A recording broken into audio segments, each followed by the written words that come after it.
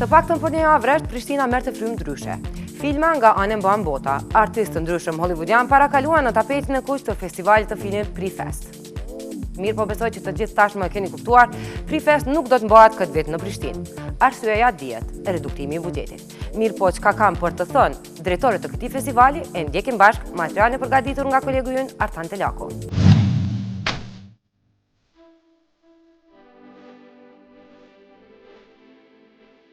Për 6 vite, filma europiane e botror i pam premier në Prishtinë. Të paktën për një javë rresht, qyteti merrte frymë ndryshe. Aktorë të nominuar për çmime Oscar e regjisor parakaluan në tapetin e kuq të festivalit të filmit në kryeqytet. Edhe ky edicion do ishte i pasur. Viti 7 i Prifestit ishte parapar të nisë me filmin Burneshat. Më pas të shfaqen filma nga Amerika Latine, Europa, si dhe dedikim do kishte kinemon turke. Komuniteti LGBT të vetmin ekran filmi e kishin këtë festival, i cili nëpërmjet programit Let It Be plotësonte edhe Prifest. Edhe edicioni i 7 ishte pothuajse gati për fluturim, u bë publik edhe posteri i 2015-s. Por kjo rrugë artistike mori fund akoma pa nisur. Një muaj para fillimit festivalit të filmit Prifest ju shkurtua buxheti për hiç më pak se 78%. Nga 22.000 euro, festivali arkëton tani e tutje vetëm 5.000 euro. Varet nga perceptimi. Festivalet, ju e dini që janë festivalet të pavarura. Dhe një festival i pavarur nënkupton mbi të gjitha aktivitet i cili zhvillohet, organizohet nga organizatorët, nga partësit e këtyre projekteve që janë po ashtu mund të jenë organizata ose individ të pavarur. Nuk është detyrim i ministrisë që të përkramë dojë mas një festival e një tjetër. Prej ministrisë që thonë që nuk jemi të obliguar që ne me financu çdo aktivitet privat që ndodh.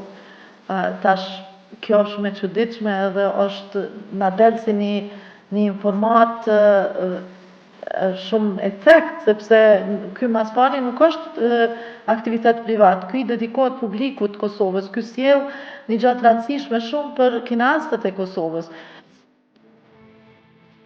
Për këto 5.000 euro, Prifest nuk e ka në plan të arkëtojnë në buxhet. Madje, ata po nisën drejt Tiranës në shenjë proteste me vlerën monetare prej 0 euro.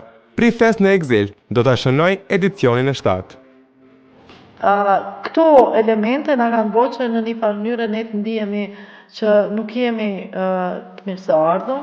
Kjo ministri nuk e dëshiron këtë vend në shtetin ton, apo edhe në kryeqytetin e Kosovës. Dhe prandaj në fond proteste ne kemi vendosur që me buxhet 0 të dalim në Tiranë dhe të protestojmë në po të njëjtat data. I pari i Ministrisë së Kulturës, zotri Kujtim Shala, duhet të ishte prezent në njërin nga edicionet e këtij festivali, por në 6 vite drejtoresha nuk e ka parë në Prifest.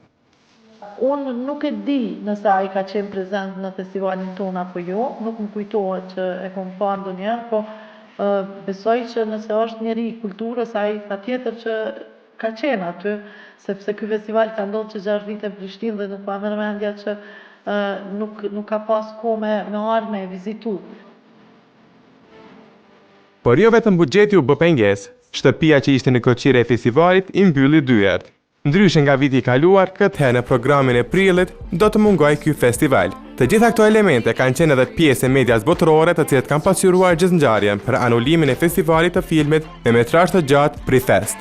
Reagimet e para kanë ardhur nga Screen Daily, që i ka paraqit 2 artikuj, ku e kanë treguar që Prifesti është, domethënë ka marrë vendim që të dalë në ekzil, dhe tjetra është që e kanë krahasuar edhe me festivalin e Moskës, i cilit po ashtu po ndërpriten fondet dhe në një farë mënyrë është një farë krahasimi i Kosovës me Rusinë, që ndoshta nuk është imazh shumë i mirë për Kosovën. Por Prifest do të kthehet sërish në vendin e origjinës. 2016 do të sjellë sërish filma premier e yjet e Hollywoodit në kryeqytetin tonë, por këtë herë nuk do i bëjnë shpresat tek Ministria e Kulturës.